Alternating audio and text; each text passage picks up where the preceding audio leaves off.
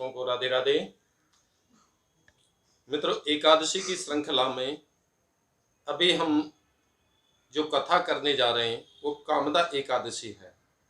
कामदा एकादशी जो कि चैत्र शुक्ल एकादशी को आती है। कामदा एकादशी चैत्र मास के अमावस्या तिथि को हमारे हिंदू वर्ष का अंतिम दिन होता है। चैत्र मास के शुक्ल पक्ष की प्रतिपदा से हमारा संवत नया प्रारंभ होता है। उसी से नवरात्रि प्रारंभ होते हैं। नवरात्रों के बाद जो एकादशी आती है उसे कामदा एकादशी कहते हैं। कामदा एकादशी में भगवान श्री कृष्ण का पूजन किया जाता है। वासुदेव कृष्ण का पूजन करके मनुष्य अपनी सारी कामनाएं पूरी कर सकते हैं। तो इसी प्रकार से हम इस बार कामदा एकादशी व्रत की संपूर्ण कथा और इसकी पूजा विधि आपको इस वीडियो में बताने जा रहे हैं। मित्रों, इस वीडियो को ज़्यादा से ज़्यादा लाइक करें, शेयर करें और उस चैनल को सब्सक्राइब करें।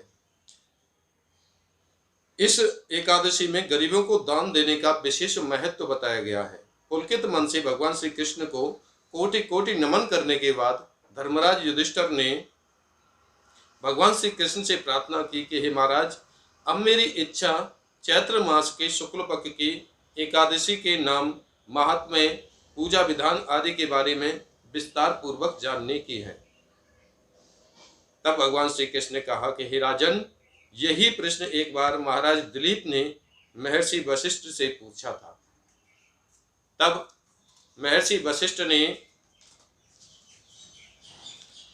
जो कथा महाराज दिलीप को सुनाई थी वही मैं आज आपको सुना रहा हूं। ध्यान से सुने। बहुत समय पहले की बात है। रत्नपुर नामक एक नगर पर अनेक ऐश्वर्यों से युक्त पुंडरीक नाम का एक राजा राज्य करता था। रत्नपुर नगर में अनेक अप्सरा, किन्नर तथा गंधर्व निवास करते थे। उनमें पुलकित और ललिता नामक पति पत्नी भी रहते थे।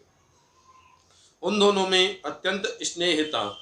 थोड़े समय के लिए भी अलग अलग होते ही वे दोनों अत्यंत व्याकुल हो जाते थे।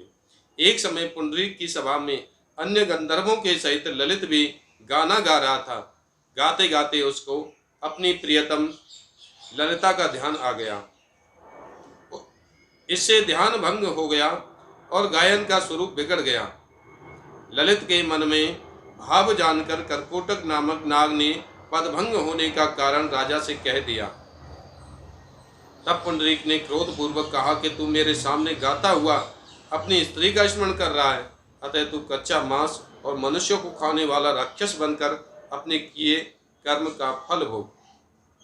पुंडरीक के श्राप से ललित उसी समय विकराल राक्षस हो गया।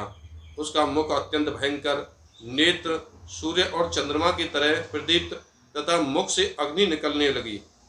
सिर के बाल पर्वत पर खड़े वृक्षों के समान तथा भुजाएं अत्यंत लंबी हो गई उसकी।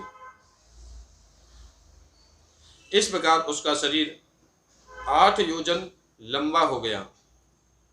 राक्षस बनकर वह अनेक प्रकार के दुख भोगते हुए जंगलों में भटकने लगा। अब तो उसकी स्त्री ललिता भी अत्यंत दुखी होकर उसके पीछे पीछे भटकती रहती और तरह तरह से विलाप करती रहती। वह अपने पति के उद्धार का उपाय सोचती रहती थी। एक दिन उसकी पत्नी जो ललिता थी अपने पति के पीछे पीछे चलते हुए विंध्याचल पर्वत पर गई। वहां पर श्रृंगी ऋषि के आश्रम तक पहुंच गई। श्रृंगी ऋषि ने ललिता को देखकर पूछा कि हे देवी, तुम कौन हो और यहाँ किस लिए आई हो? तो ललिता देवी बोली कि मुनिवर, मेरा नाम ललिता है। मेरा पति राजा पुंडरीक के श्राप से भयानक और विशालकाय राक्षस बन गया है। इसका मुझको बहुत दुख है। मेरे पति के उद्धार का कोई उपाय बताइए। तो ऋषि बोले कि हे गंधर्व कन्या, अब चैत्र शुक्ल एकादशी आने वाली है जिसका नाम कामदा एकादशी है। उसका व्रत करने से मनुष्य के सभी कार्य सिद्ध हो जाते हैं। यदि तू कामदा एकादशी का व्रत करके उसके पुण्य को अपने पति को दे देंगे तो राजा का श्राप भी अश्वमेध अवश्यमेव शांत हो जाएगा और तेरा पति शीघ्र ही राक्षस योनि से मुक्ति को प्राप्त होगा।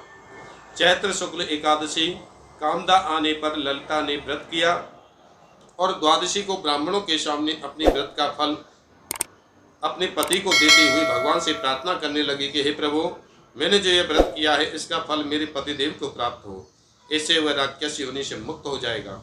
एकादशी का फल देते ही उसका पति राक्षस योनि से मुक्त होकर अपने पुराने स्वरूप को प्राप्त हो गया और अनेक सुंदर सुंदर वस्त्र आभूषणों से युक्त होकर ललिता के साथ विहार करने लगा। इसके पश्चात वे दोनों एक दिव्य विमान में बैठकर स्वर्गलोक को चले गए।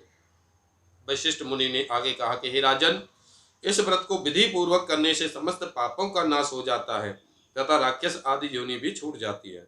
संसार में इसके बराबर कोई और दूसरा व्रत नहीं है। इसकी कथा पढ़ने या सुनने मात्र से ही वाजपेयी यज्ञ का फल प्राप्त होता है। बोले एकादशी मैया की जय, बोले विष्णु भगवान की जय। इसी प्रकार से अन्य एकादशियों के साथ आपके सामने उपस्थित होंगे। आप हमारे चैनल पर बने रहें। राधे राधे।